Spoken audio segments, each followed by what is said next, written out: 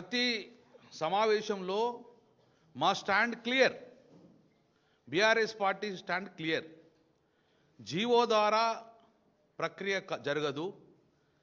GO ద్వారా ఎన్నికలు 42% reservation, BC రిజర్వేషన్తో పాటు ఎన్నికలు జరగవు. ఇది ఇందిరా సహాని కేసులో సుప్రీంకోర్టు డైరెక్షన్ ఉంది. 50% మించి చేయాలనుకుంటే దానికి ప్రొటెక్షన్ కోసము డెఫినెట్గా రాజ్యాంగ సవరణ జరగాలి.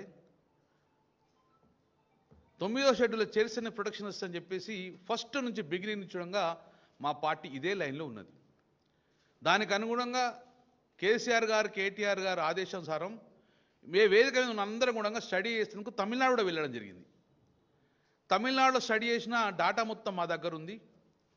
అసెంబ్లీ సమావేశం క్లియర్ చెప్పడం జరిగింది.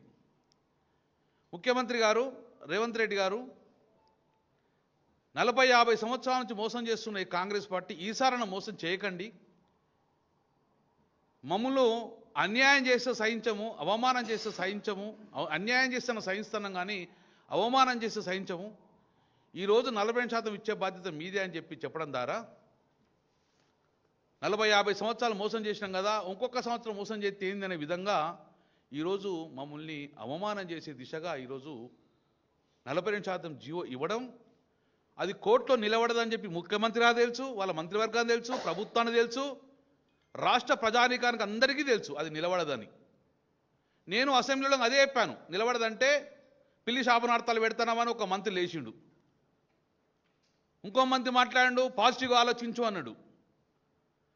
మేము పాజిటివ్గానే ఆలోచించడం కాబట్టి మాకు అవమానం జరగద్దని చెప్పి మీకు 2-3 సూచనలు చేశాం. ఈరోజు జరిగింది ఏంది? ఈరోజు హైకోర్టు చట్ట ప్రకారంగా, సుప్రీంకోర్టు డైరెక్షన్ ప్రకారం ప్రజాస్వామ్యబద్ధంగా, రాజ్యాంగబద్ధంగా ఈరోజు కోర్టు స్టే చేయడం జరిగింది, నోటిఫికేషన్.